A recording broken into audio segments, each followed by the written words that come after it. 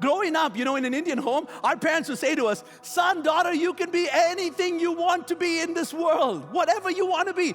Doctor, engineer, lawyer, you choose. What? Dad, come on, there's got to be more perfect. No, in this house, doctor, engineer, lawyer, you choose.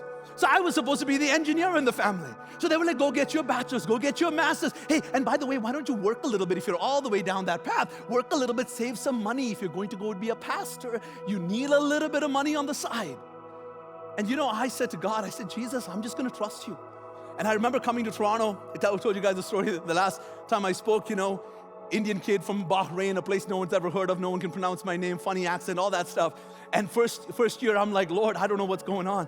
You told me I was going to preach to God. You told me that I was going to get to go around the world and have these gatherings where I could tell people about Jesus. I have nothing. I have no one. I have no network. I have no money. Cafeteria lunch at Bible school cost $5. And there were days I would stand in line hoping that someone would offer to buy me lunch. I was so broke. I didn't have the funds at the time to do it.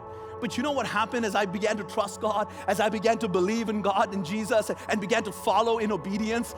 My second year of school, people started coming to me. They said, hey, we hear that you can preach and we'd like you to come to our church. And then that became people saying to me, why don't we organize gatherings in towns and cities all across Ontario? And so they would rent out hotel ballrooms for me and gather churches, and I would preach and share about Jesus. And then by my third year, God started opening doors around the world. I was going to South America and Africa and Europe and India and communicating the gospel to thousands, tens of thousands of people. I remember, guys, my last semester, this is how God works. Remember, I'm talking about the God of no limitations. In my last semester, the registrar of my Bible college said to me, Finu, I get it. You have a couple of courses left and you're so busy traveling and preaching the gospel that you can't do your courses. Here's what we'll do.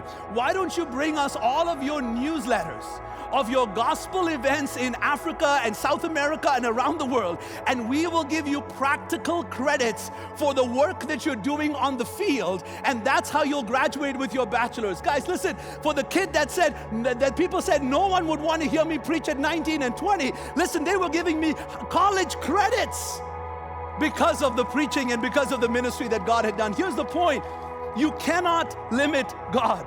You cannot allow people to say that God isn't able to do something in your life. If He's spoken to you, you want to be sure He's spoken to you. But if He's spoken to you, and if you can believe Him, there is no limits to what God can do through your life.